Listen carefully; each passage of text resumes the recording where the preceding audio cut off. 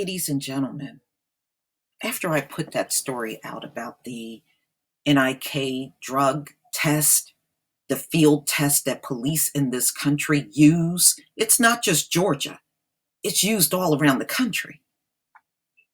And the test, let me tell you something, the cops and the prosecutors know this test is flawed, and they're still using it.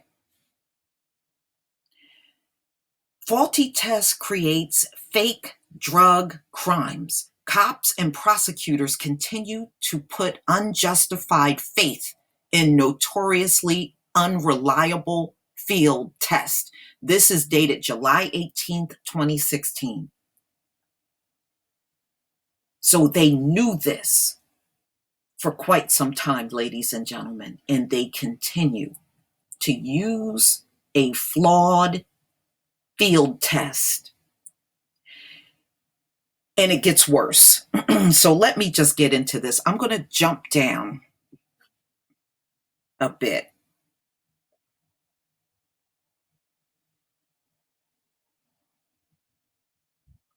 In 2013, Alexander Bernstein spent a month in a Pennsylvania jail after state troopers pulled over the rental car in which he was driving, found 2 brick-sized packages of white powder in the truck, and charged him with possessing and conspiring to distribute cocaine. His bail was initially set at $500,000, was reduced to $25,000 4 weeks later, which is how he finally managed to get out of jail. 5 days after his release, a lab test showed the white powder was what he had claimed all along, homemade soap. This is 2013, y'all. They know the test that they're doing out here, it's faulty. And the prosecutors in court are forcing people to take a plea deal when they shouldn't be in trouble with the law at all. Let me go on. There's just a few examples of periodically publicized brushes with the law caused by unreliable but widely used field tests for illegal drugs. Many people suffer consequences worse than the embarrassment, legal costs, and temporary loss of freedom experienced by bulls. Mount an expensive legal battle just to find out why their house was searched, and so far have been rebuffed at their attempt to win compensation. And Bernstein sued the state troopers responsible for his arrest and detention.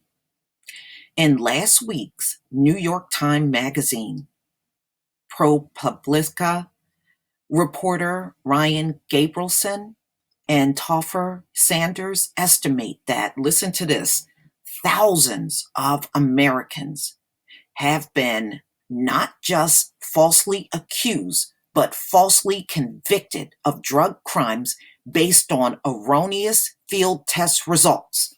It gets better. These tests are generally not admissible in court.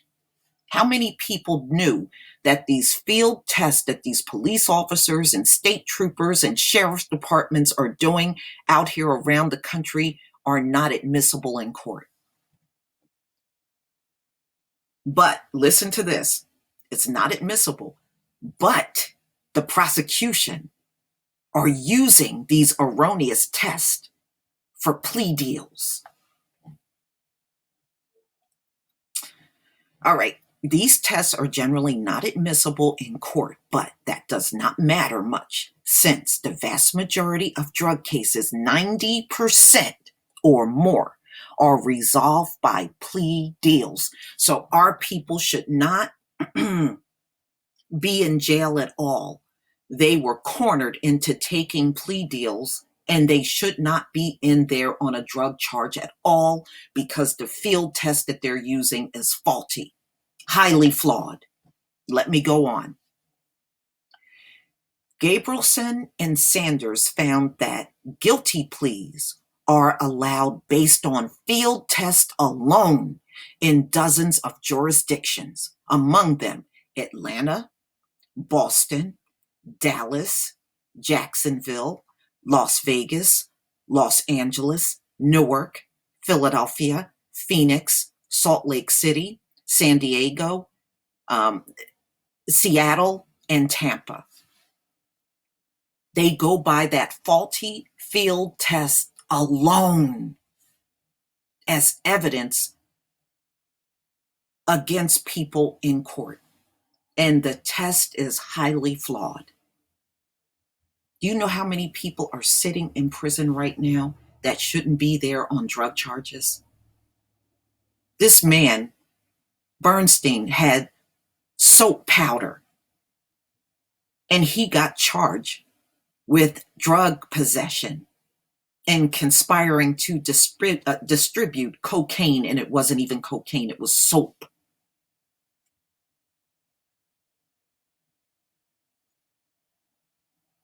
What the hell does that tell you?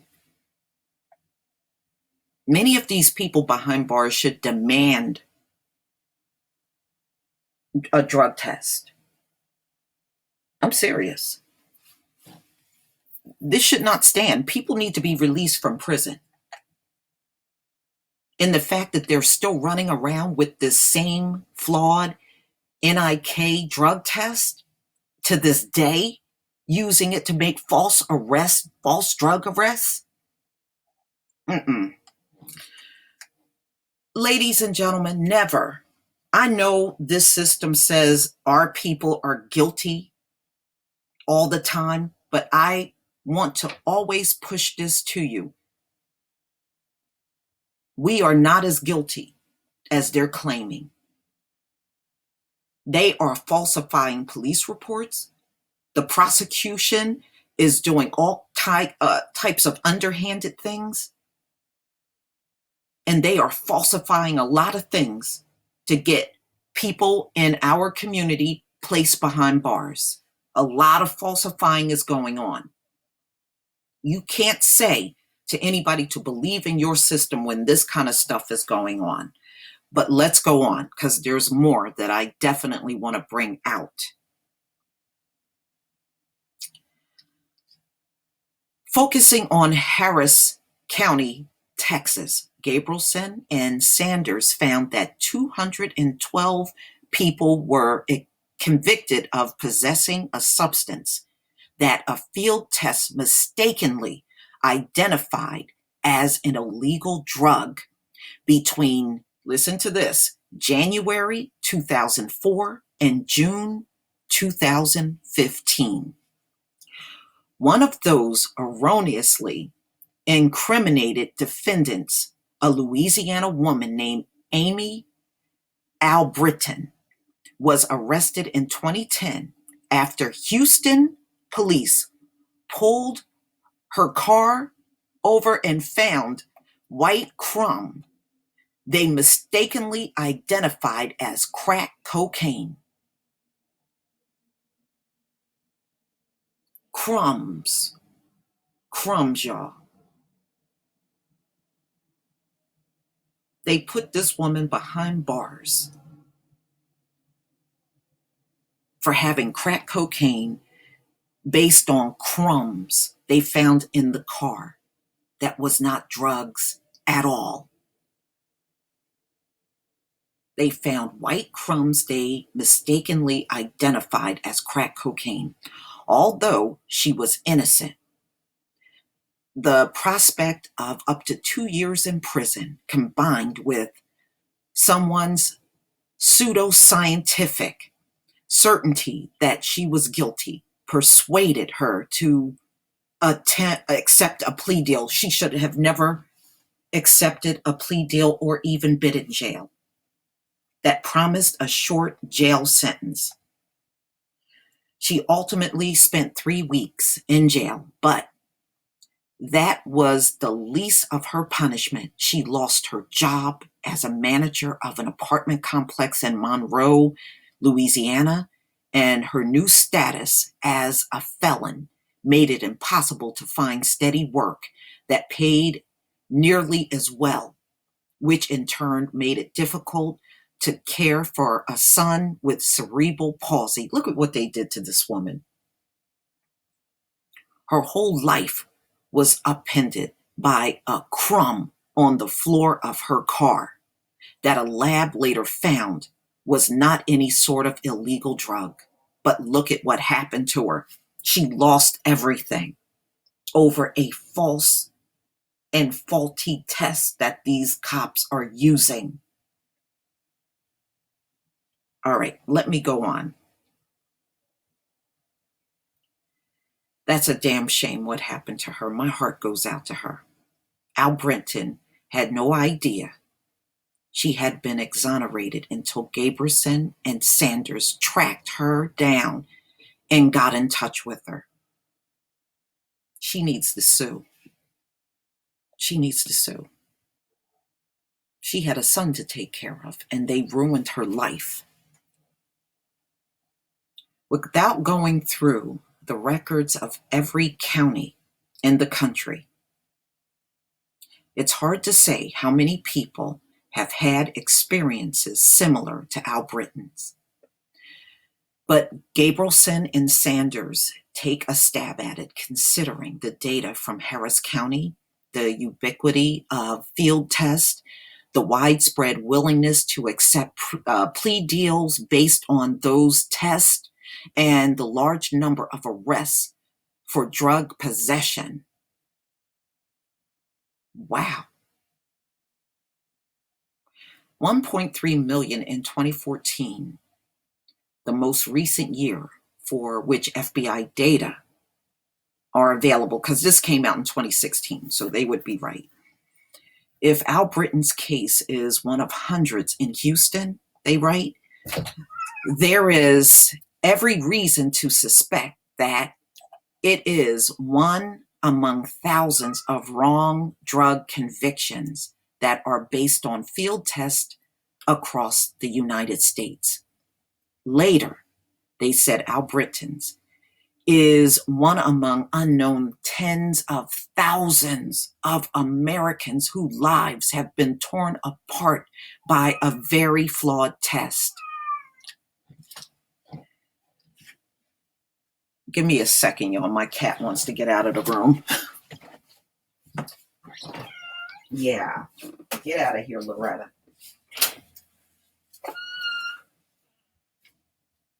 All right. All right, y'all. Sorry about that. Back to this. How flawed. So now tens of thousands of people around this country got convicted for drugs, and what they had in their vehicle was not even a drug. But they're sitting in prison, y'all. And listen to this.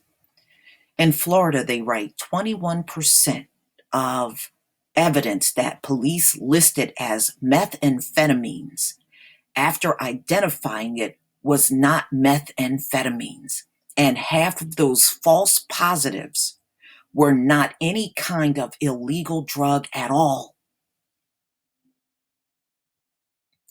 In 2013, Travis County, Texas, District Attorney Rosemary Leimberg decided to stop accepting guilty pleas in drug cases without a lab test after her office discovered a dozen false positives from field tests during a 6-month period. But see, this is one prosecutor. How many others around this country are doing this? I bet you not many. I bet you not many. So I want to take you to another article, and I want you to see the date on this one.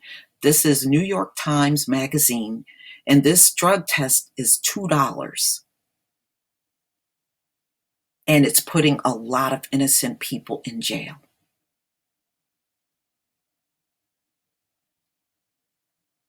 July 7th, 2016, how a $2 roadside drug test sends innocent people to jail.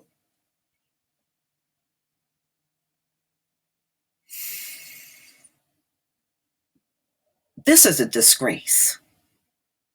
And I'm not going to lie to you. Yes, I'm very upset about this. I'm upset about it because this is the main reason why so many of our people in the community go to jail. And they shouldn't even be there at all. And as far as I'm concerned, if they use this same test even on guilty people, they shouldn't be there. Until they get a test that's accurate, they need to just stop all of these drug arrest and plea deals in this country.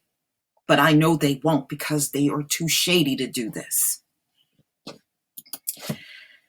Now, here's another one that came out in the Pacific Standard, November 17th, 2016. Unreliable and unchallenged. Police continue to use faulty drug kits. And this story is years after the Las Vegas crime lab wanted to replace faulty police drug kits. They are still used in thousands of convictions.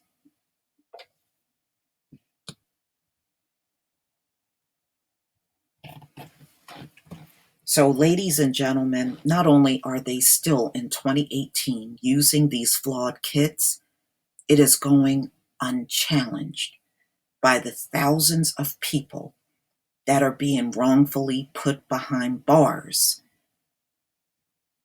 for faulty drug tests that are testing positive on non-drug items that are found in their car.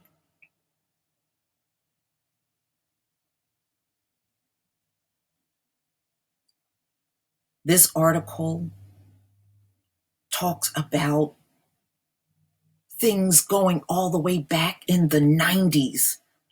So they have known about this faulty test, y'all, for a few decades now, and they're still out here using it.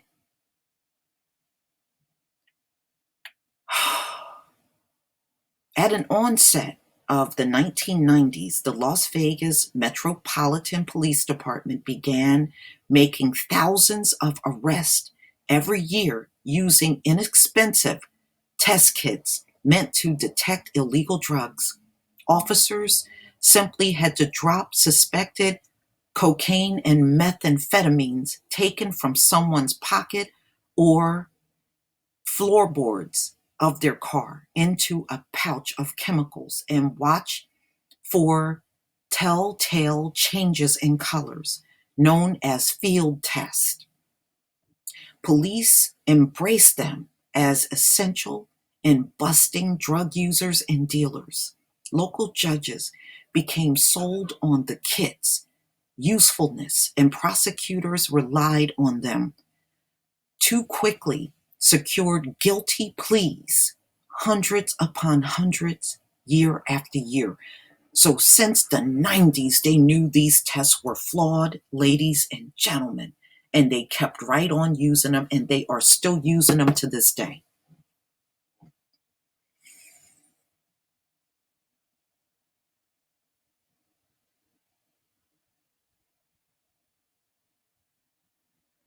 Ladies and gentlemen, we are not criminals, and we are not the worst in America. But America has made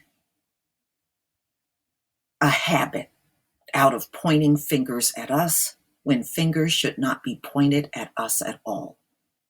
Just like I brought out the stories about the exonerations and how most of the people in prison are not ever convicted of a crime. They're charged by the arresting officer, but never convicted.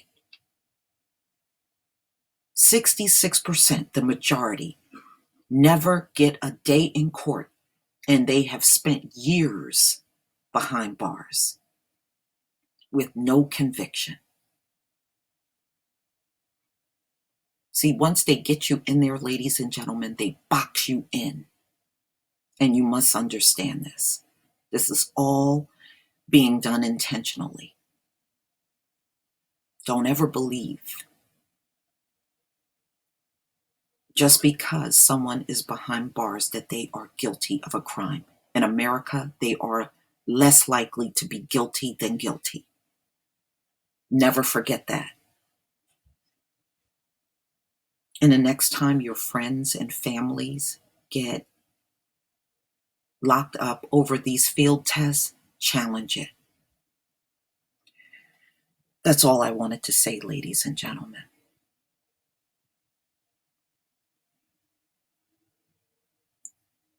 Please leave your comment and subscribe. Like the video, share the video.